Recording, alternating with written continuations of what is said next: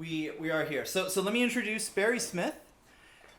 Professor Barry Smith, Director of the National Center for Ontological Research, NCORE, in the State University of New York at Buffalo, is one of the most widely cited contemporary philosophers. His applied ontology extends across many fields, including the biomedical sciences, geospatial informatics, military and intelligence analysis, and industrial engineering.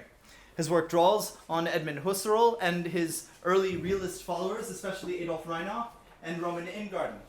Professor Smith is Julian Park Distinguished Professor of Philosophy and Affiliated Professor of Biomedical Informatics, Computer Science, Engineering, and Neurology at the State University of New York at Buffalo. He is also Visiting Professor at the University of Italian Switzerland. Barry, take it away.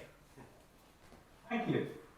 So I come from a quite different world from the world that I'm perceiving in Liverpool tonight. I did read Laws of Form sometime in the 80s, and I was very impressed. And I think it might have impressed something on me which expressed itself in the first work I did in applied ontology, which was really successful outside philosophy. So I started life as a philosopher, but there came a point when I started working with people in geospatial informatics, geographers who were using computers to build navigation systems and so forth. And that starting point in space, I think, is relevant here. So in The Hunting of the Stark by Lewis Carroll, there is mention of a blank ocean chart. The bellman insists on using a blank ocean chart because all of these north poles and equators are, after all, he says, merely conventional signs, and his blank ocean chart, he insisted, would not mislead them. Now, they did, in fact, not reach their goal. It was a very sad ending. This is also a kind of blank chart, but actually it's a correct map of Wyoming. So if you're interested in, for instance, the shape of Wyoming, rather than in the population, for instance, then this map would be exactly what you need. And that's going to be a theme running through all of this, which I think is a theme consonant with what Spencer Brown has to say, namely that everything we do is a matter of selection of interest. And there's another blank chart, or anyway, blank on the inside. This was created in 1750 by George Washington. George Washington was a surveyor by training, and he created this surveyor's chart based on metes and bounds principles for one of his customers in Virginia. Now, by doing so, he created a spatial object, a piece of property. A piece of property came into existence as a result of a certain spatial demarcation. Now, something like that happened on a much more general plane when the two halves of the American continent were colonized by Europeans. So we have two continents, and they're sometimes viewed as being a kind of canvas on which the colonizers in the north were going to paint their picture of an ideal society, and the colonizers in the south were going to do something similar. But they did it in quite different ways. So in the south, this was a matter of divine right. The king was the painter. He decided what would happen, and he sent his troops to ensure that it did happen. Of course, it didn't quite happen, and what parts of it that did happen didn't happen and stay happened for very long. But still, the idea that he had and that the King of Portugal had made an impact. And in the north, we had surveyors. We had farmers who were, and farmers' families who were mixing their labor on the basis of divisions of the land, little by surveyors into plats. And this was carried out on a grand scale by another surveyor, Thomas Jefferson, who in 1784 created this map, which prospective surveyed in a very abstract sense what he anticipated would be the first steps west of the American continent. And somewhere out there is Wyoming. He did not obviously, that's why we have the last state.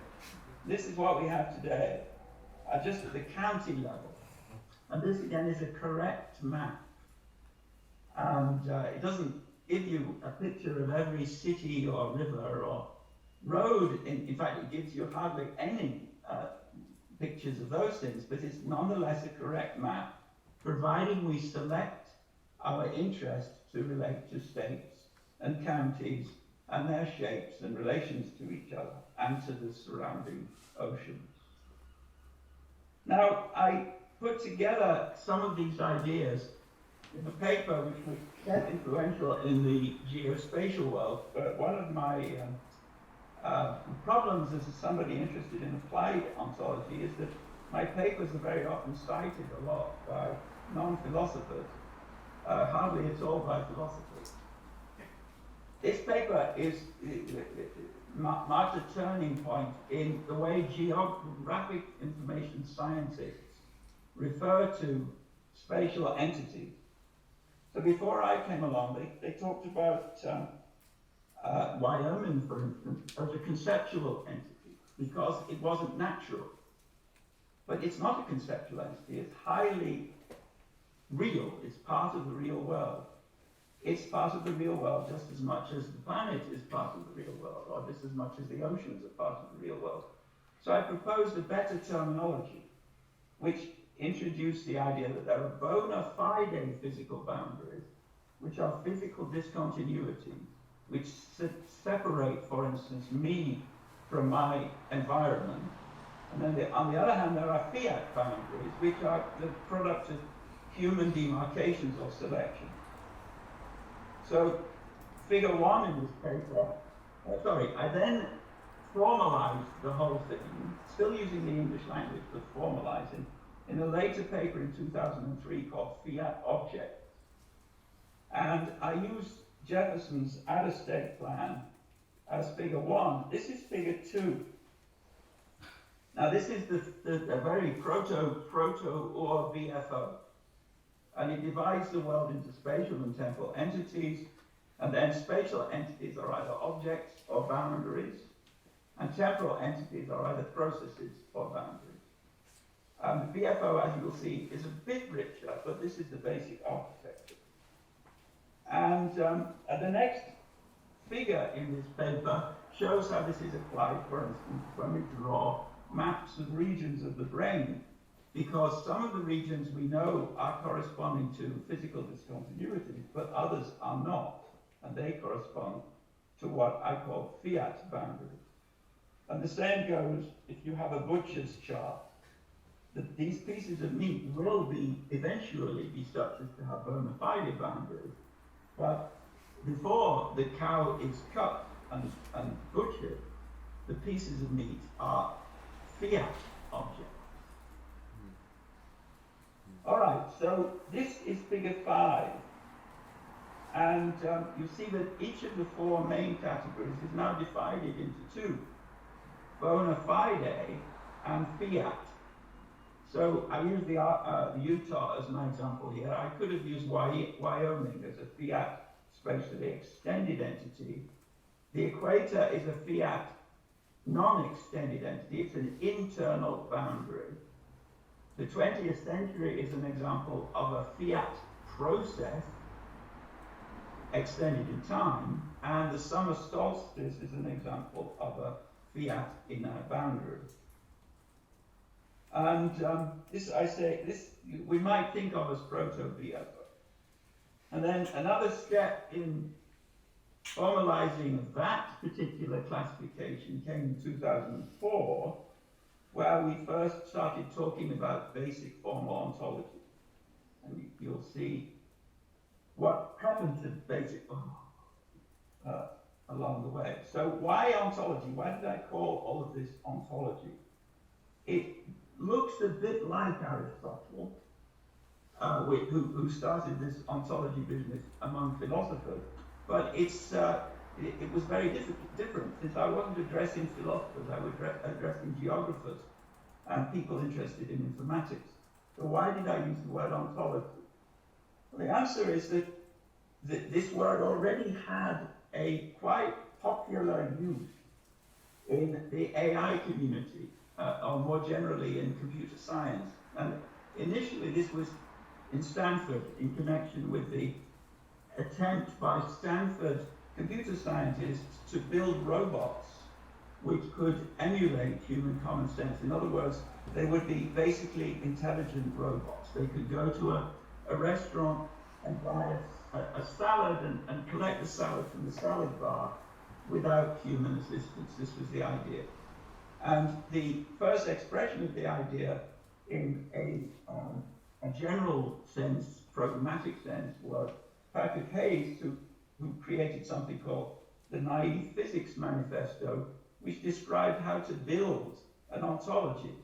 Namely, you take the knowledge that people have, for instance, commonsensical knowledge about salad, or about salad dressing, since Hayes was interested in liquid, and you formalize that knowledge using first order logic, and then you get a theory of kinds of entities, kinds of processes, kinds of objects in reality, and you should be able to plug that theory into a robot, and then the robot will have knowledge of common sense. It didn't work, but it was a tremendous step forward in AI as a program, something which may work, but the logical way in which they originally conceived it, for all kinds of reasons, did not work. Now, there was a parallel, or partially parallel, somewhat later timeline, which grew out of the Human Genome Project, and this is where I became involved. So the Human Genome Project created for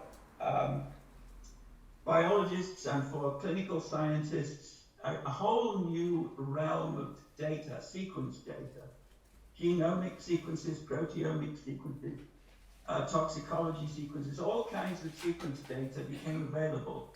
And no one in the old-fashioned biology and medical worlds could understand it.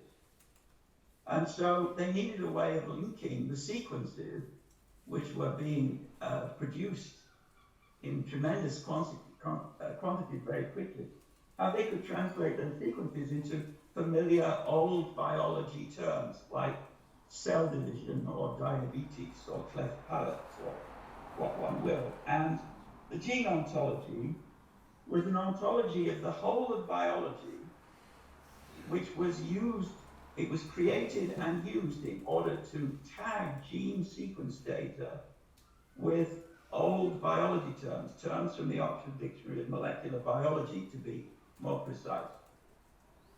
And the gene ontology was amazingly successful.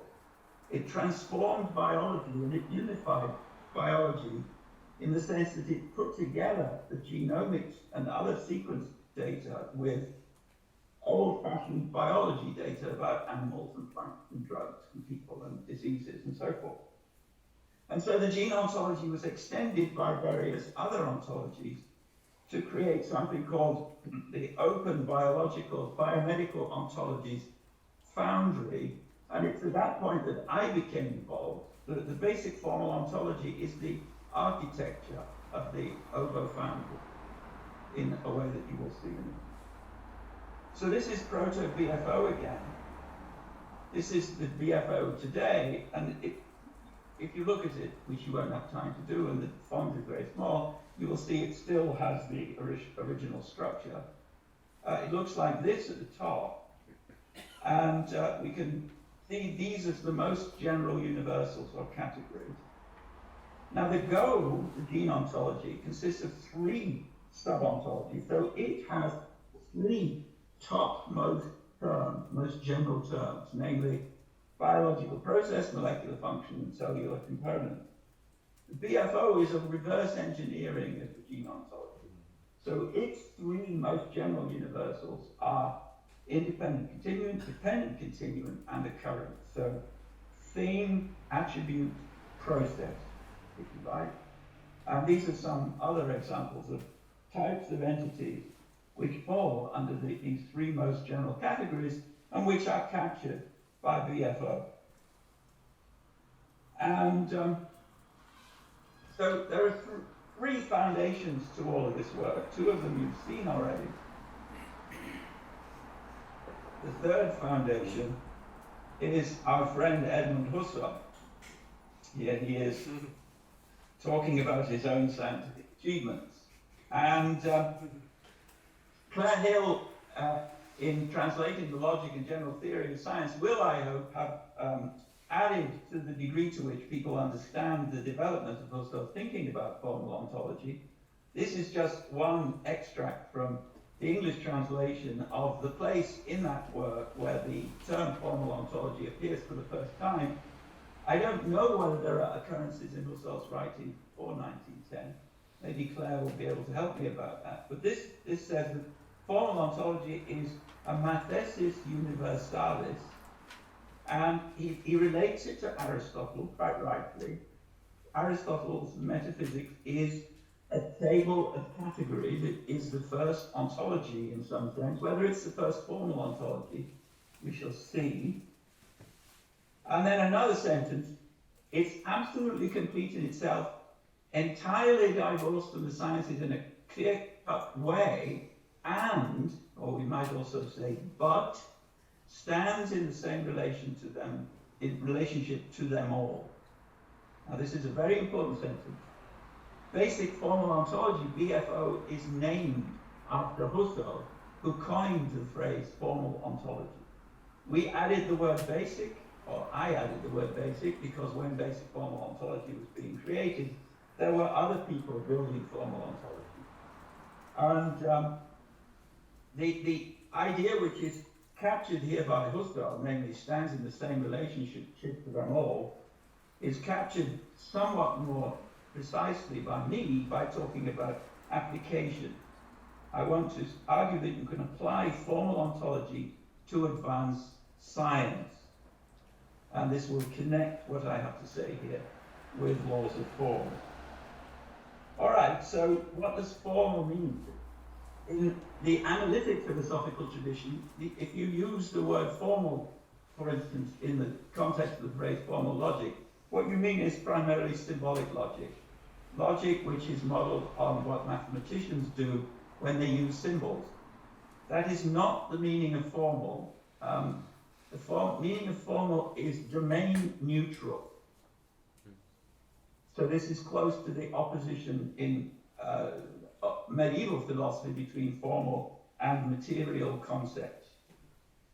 So formal logic is the theory of truths that is absolutely general, domain neutral. Formal ontology is the theory of things and of the relationships between things, which is absolutely formal, that is to say, general or matter neutral.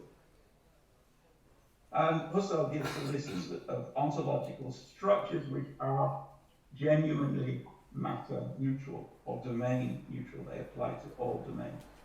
And hence many applications.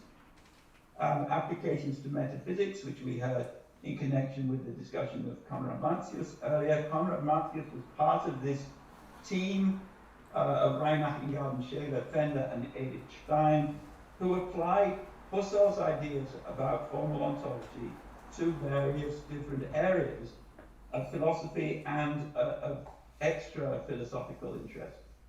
And Heidegger and Merleau-Ponty, of course, created a gigantically influential movement which dominates half of world philosophy, roughly speaking, today. And then there are other application domains which are more clearly outside philosophy. Gestalt psychology was influenced by Husserl's logical investigations. The structuralism and the semiotics work of people like Jakobsen was influenced by Husserl's formal ontology of parts and wholes.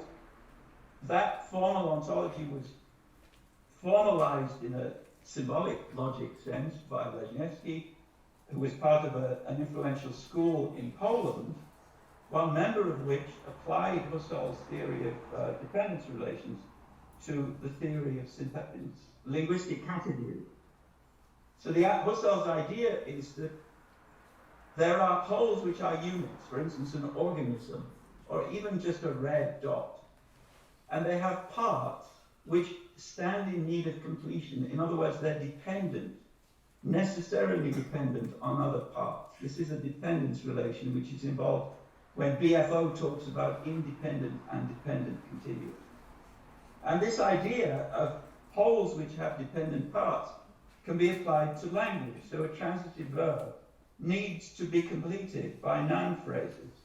And this is the theory of syntactic categories. So John loves Mary. John has the category noun. The sentence has the category sentence. The verb has the category sentence is in need of completion by two nouns.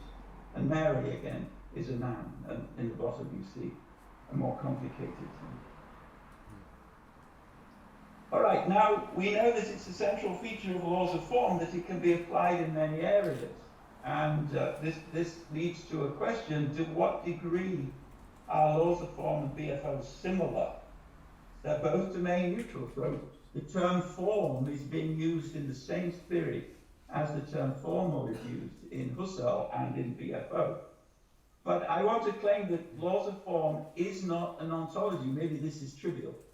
I'm going to follow rather Dibbles' coinage, that he calls it a formal ontological paradigm. I think this is what it is. It's like the Copernican paradigm or the Newtonian paradigm in physics. It's a paradigm in formal ontology, which is different from the BFonian paradigm, although the BFonian paradigm does play a great amount of emphasis on the idea of fiat boundaries, which I think are themselves part of the LoFonian paradigm of Spencer Brand, but that's speculation on my part. So how does BFO apply to advanced science? We know how laws of form has been applied. Well, this is something called linked open data. It's a cloud of data, and the data are linked in various ways to greater and lesser degrees. You see that in the life sciences, which is the red stuff at the bottom, they're linked in a very dark way. There are many, many linkages between the various bubbles that you see. There are fewer linkages as you move out towards the more human areas. Now, this is a mess, trust me. There's huge amounts of redundancy, there's huge amounts of nonsense.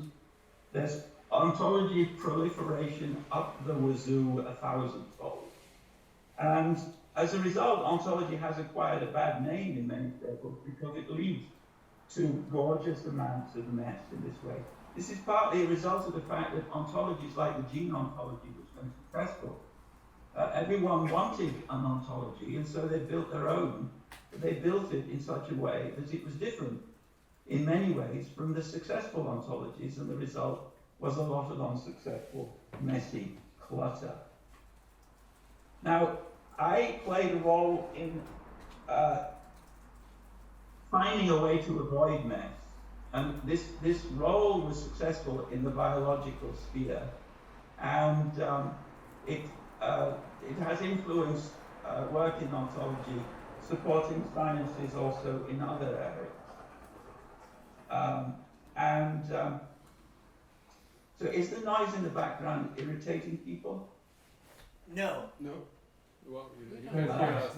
Okay, good. So the hub and spokes idea is that ontologies have to be networked together in such a way that you avoid redundancy.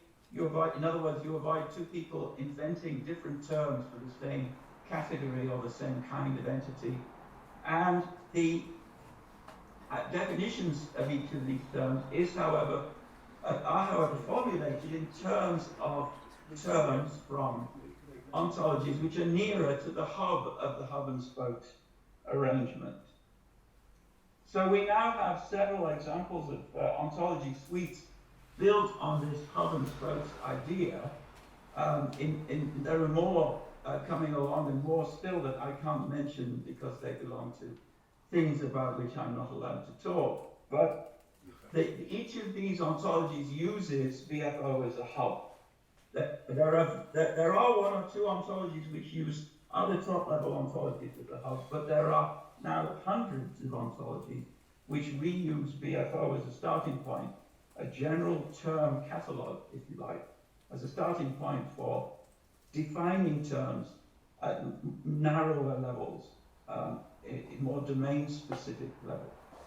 Now, the success of this approach was such that the ISO organization took upon itself to create a standard, ISO IEC 21838, which is based on the hub and spokes architecture.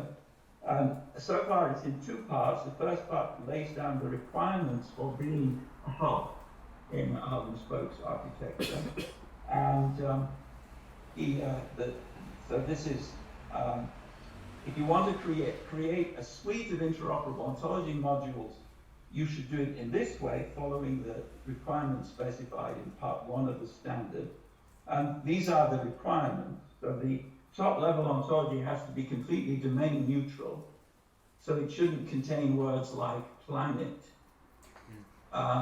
It should cover everything, including planets, because the word object has to appear, assuming that planet is an object. So you cover planets not by including planet, but by including object. And then it has to be represented with definitions of all the terms, both in natural language, conceivably a natural language extended by some technical terms, and a computer tractable language, such as OWL, the web ontology language, which was created in the wake of the work of Patrick Hayes and others that I mentioned earlier. Now, this might be rather close to Husserl's definition of formal ontology, but of course without the idea of fulfilling a requirement because you have a specific strategy. You're doing this for a certain purpose and not philosophical. Now, part 2 is the BFO. It's a demonstration that BFO satisfies the requirements of part 1. And don't be afraid of the price there. If you look at the left, you can see that you can download the electronic version at the link which you will find if you go to this web address. And at that link, you can find a free version. Now, go back to the mess.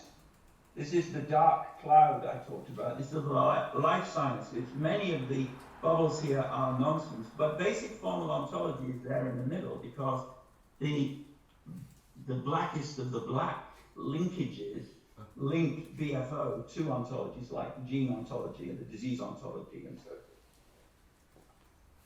This mess needs to be cleared up, and we're working on it. This is how BFO relates to the various different biological and medical ontologies. I won't go into details here. I'll just say that there are 2 ways of organizing. The relation to time will be clear already from what I said earlier. The relation along the vertical axis has to do with granularity. So molecules are very small, organs are larger. We now have ontologies relating to entire populations and species. They would be on an even higher level of granularity, and so forth. Eventually, I guess we will have astrobiology, and then we will have relations between multiple populations of quite different biological forces. All right, now there are upwards of 500 domain ontologies which extend BFO, most of them biomedical, because that's where we started, but increasingly ontologies from other areas. And I'll give you an example of how one of these ontologies works in a minute. And some of them collected into suites where you have entire disciplines working together on building ontologies for specialisms within those disciplines in such a way that they meld together because they have all been built on the basis of this common top level. This doesn't always work. You can still make mistakes if you use BFO. But for that, we have a textbook which has also been translated into Chinese and will appear soon in Portuguese. So there is at least some form of aid for people who want to start building ontology. So there's BFO. Again, it's called BFO 2020 because it was released in tandem with the release of the ISO standard, which is the first ISO standard which standardizes a piece of philosophical content, because it's useful content, so it's worth standardizing. In fact, it brings benefits to standardize. So this is a small part of BFO that you can grasp quickly and easily. And there's nothing new here except the material at the bottom where we talk about dispositions and roles. This is something called the mental functioning ontology, and again, it's a very, very small snapshot of the mental functioning ontology. This is a much bigger ontology, which is used in order to capture the various functions of the various regions in the brain, for instance. And you see that cognitive process is a child of BFO process. And now we've built something called the emotion ontology. And here we introduce a new term, new child of process, which is bodily process, because emotions involve physiological responses which involve the whole body and not just the brain. And then a physiological response to an emotion process is a bodily process, which is a BFO process. And on the left-hand side, an emotional action tendency is a disposition, which is a tendency or a power or a potential, which is a kind of attribute, or dependent continuum, which is a kind of continuum, which is a kind of entity. And so on. The green stuff here corresponds to the canonical way of giving an account of what emotions are by psychologists who work on the theory of emotions. What we wanted was an emotional ontology which would put together that knowledge in a way which would enable it to be linked to other ontologies, or to other knowledge, therefore, which had similarly been catalogued using an ontology, and then, most importantly, link data about emotions associated with reading Shakespeare or being hit by a cricket bat or joining a religious march with data collected, for instance, by psychologists or physiologists about people's temperature or sweat or other kinds of physiological phenomena, or with data about social phenomena such as the preponderance of religious marches in certain geographical areas. All of that is instance data. The ontologies provide types, including very general types called categories, for tagging or labeling that instance data, and thereby making it findable, combinable, and so forth. So these are types of physiological response to emotion, these are types of feeling, and these types can then be linked with the biological types captured here. For instance, in this picture of what dopamine is all about. So what does it mean to say that happiness involves dopamine? Well, dopamine has the role, which is defined in BFO, of a neurotransmitter. This role is realized in neurotransmitter receptor activity, which is part of happiness. So now we know everything.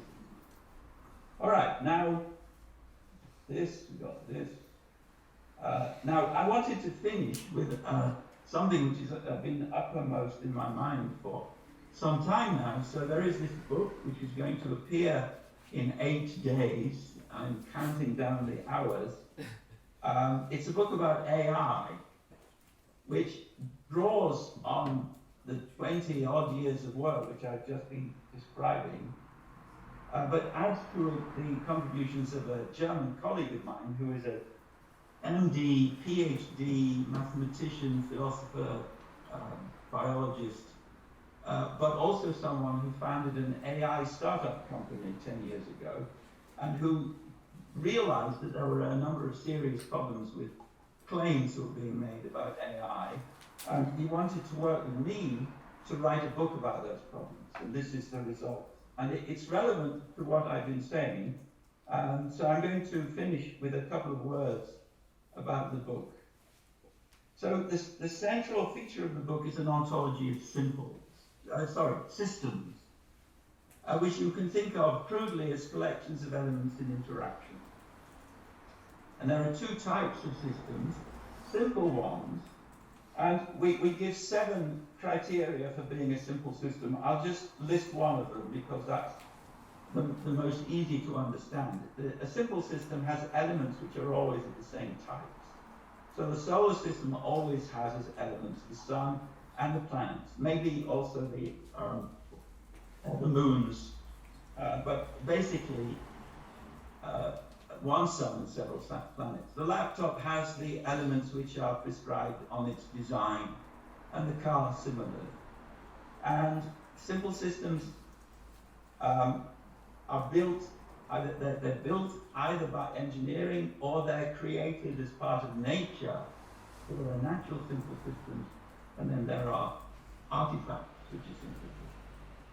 But most systems are complex, and they're not created, and they're not, some of them are part of nature, but most of them involve part of nature plus some contribution from people. So marriage and the stock exchange are hybrid between contributions of organisms like people and the brain and natural phenomena like people themselves and devices like, for instance, bronze or gold rings and laptops. The Earth's climate is also a hybrid involving contributions by people and also natural contributions. It's a very complex system. And then the human brain is a very complex system. Perhaps the most complex single element system that exists, at least that we know of. All right, so 2 kinds of systems. And this is from the whole Earth catalogue. The flow of energy through a system acts to organize that system. So one of the main theses of the book, the AI book, is that to understand everything, basically, to understand why humans have a drive to do things, a will, goals, which they do. That's why you're all sitting in the room listening to me. That's because there is a flow of energy through your system of a very special kind. And if we understand that flow of energy, we understand the system. Now, another feature of systems engineering or systems science is that systems are fiat objects. The reason is that the universe is so complicated. If you tried to do science about all of the universe, you would fail. You need to select out. And very often we can think about selecting out as a selecting out of a system or of a system of systems. And that's how science works. You draw a fiat boundary around some chunk or some layer or some feature of the universe or of some local part of the universe. And you identify certain elements and certain interactions. In other words, you identify certain types of elements and certain types of interactions, as well as certain instances of those types. And you call the result a system. So that's what we've been doing when we talk about the solar system. We have selected out the solar energy system, which just looks at the radiant heat coming from the sun to the earth, and specifically to the solar panels. We have a system consisting of 2 kinds of elements, the sun and solar panels. And the only interaction we're interested in is the interaction between those 2 kinds of elements. And so on. There are hundreds of ways in which you can conceive of solar systems by thinking of ways in which the sun interacts, for instance, with the waves in the oceans and so, or with, I don't know, astrologers. Then we have systems of systems. So you might be interested in the sun and solar systems, solar panels, and in the electronics, which make the solar panels run. And then you have a system of systems, because each of the elements on the solar panel side now is being treated as a system of systems. And here too we have the possibility of selection. So I can select the system called the organism as my object of interest as a scientist, as a system of cells, or as a system of cell components, or as a system of molecules, and there are many other kinds of combinations. All right, now your laptop is generating heat. It's a simple system. We can understand its behavior very well. We hit the keyboard and things appear on the screen. By design, everything works. We can predict exactly how it will behave. But only if we abstract away from the heat energy, because the heat energy is being dampened by a fan inside your laptop or by very, very elegantly designed orifices which allow it to escape. But sometimes that heat energy will cause problems. Certain parts of your laptop will cease to operate. So it becomes clear to you that your laptop is part of a complex system in association with its environment. And now the big thesis of the book is only the behavior of simple systems can be predicted by an AI algorithm. And to make AI work for complex systems, you need to find ways of imitating, emulating, mimicking simple systems so that you can run your AI algorithm, because you can run AI algorithms across simple systems and get results in such a way that those results are useful. So when you use Google Translate, the translation is really bad from the perspective of a professional translator, but it's tremendously useful for many, many purposes. It's not a translation between German and English, it's a translation between a certain simple modeling of German and a certain simple modeling of English created at a certain time, which in 10 years' time will be out of date in all kinds of ways. Google will update it, of course. But it will never be an AI system which works on the German or the English languages, because they're both complex systems. And that is, I think, the end. He made a mistake. There could never be an operating manual for spaceship Earth, because the Earth is not a spaceship. It's not a simple system. It's a damn complex system. That's the end.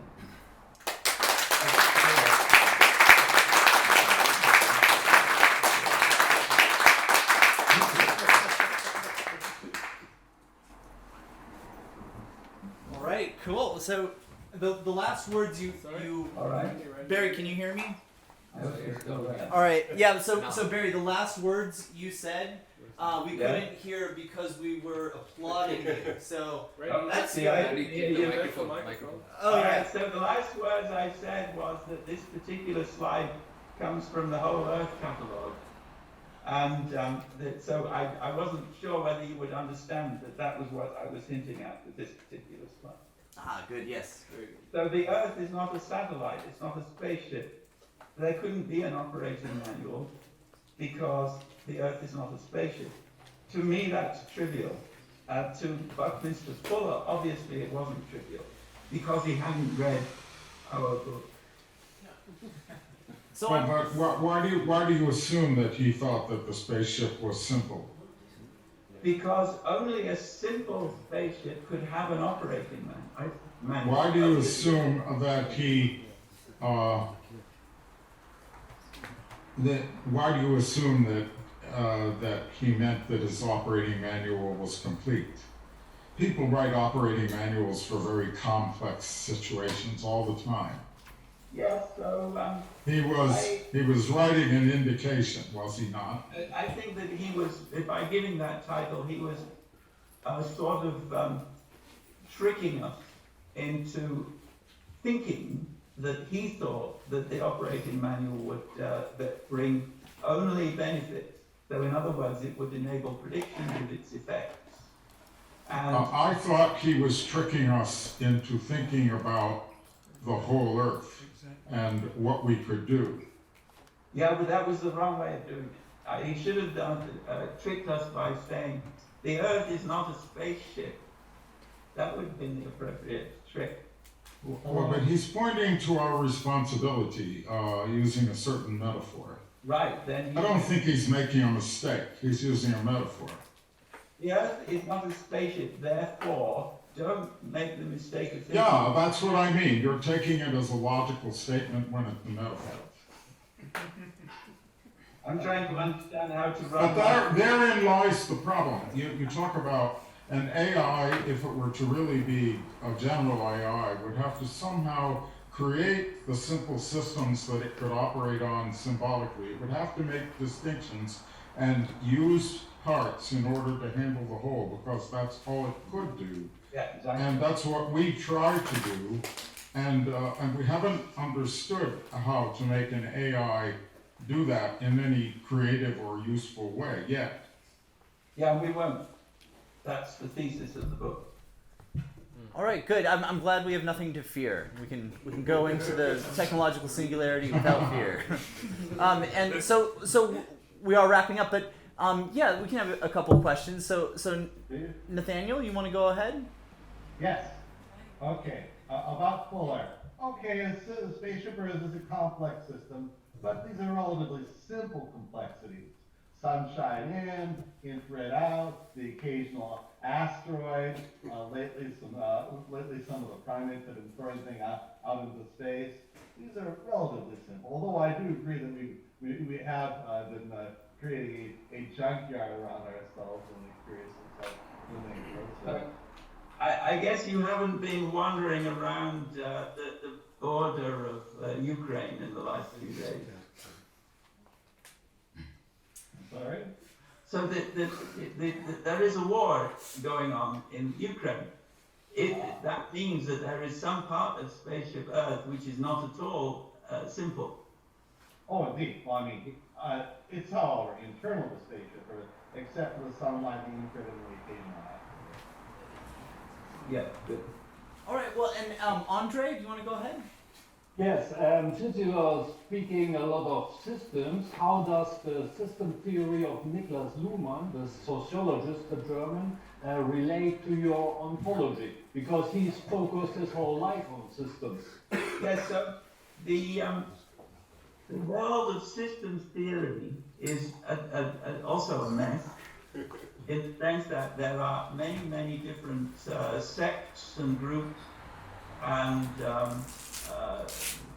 disciplines which have addressed the topic of systems theory, one of which is Luhmann and the Luhmann group, which from a scientific point of view, I think is quite good. The way we solve this problem in the book is that we address primarily those aspects of systems which can be captured mathematically. So there are equations in the book, which our publisher tells us will mean that we won't sell very many copies. But we needed the equations in order to express what system is, and in order then to be able to show what a complex system is, and why it would be impossible mathematically to compute predictions about complex systems in the way that many AI aficionados think we will be able to do in 5 years. So Elon Musk, for instance, thinks that we'll be able to build, or that AIs will arise within 5 years which will take over the planet. That's impossible. So we do not need to lose any sleep over a future in which the AI becomes a monster. Good. And any room questions? Yeah. Just a really quick one, and apologies for not really getting too much of it, but thank you so much for the talk. But I just wondered whether you see any dangers in this homogenization of the form of science, and not just whether something generative in mess, and whether how you think about taking on this role of the mess clearer, and what bestows this kind of role, and what responsibilities come with this kind of role. Yes, so the mess clearer upper always takes a very hands-off approach. It's not just me, there are thousands of people who are doing what I'm doing. The idea is that you build the ontology, but you don't make everyone suddenly change the way they speak or the way they think. And you use the ontology in a hands-off way to tag the data or even the categorizations that people in different sciences provide. In the biology world, the ontologies were built by the biologists themselves, and so they didn't have to take a hands-off approach. But in other arenas, where the ontologists came late, we need to take a hands-off approach. Now, there are cases where people see the utility of the ontology, and then they start to use them themselves. But that's not part of the recipe. That's not required for the recipe to work. So if people want to change their science in ways which have not been dealt with by the ontology people working behind the scenes, that's fine. We will catch up one day. As soon as they become successful, the ontologists will follow and create the corresponding categorization. And we can still expand ontology, right? And anyone Yeah. is welcome to join in the project of ontologization, right? No ontology is ever finished. Sahu. I have a silly question. Is there something called an empty ontology? That's a good question, but it's a philosophical question. So I- no applications. I'm not a philosopher anymore. I'm just an ontologist. I think Claire has something to say about that. Oh, no. I didn't know you weren't a philosopher anymore. News to us here in this room. Okay. Any further remarks? Okay, so let's thank Barry Smith.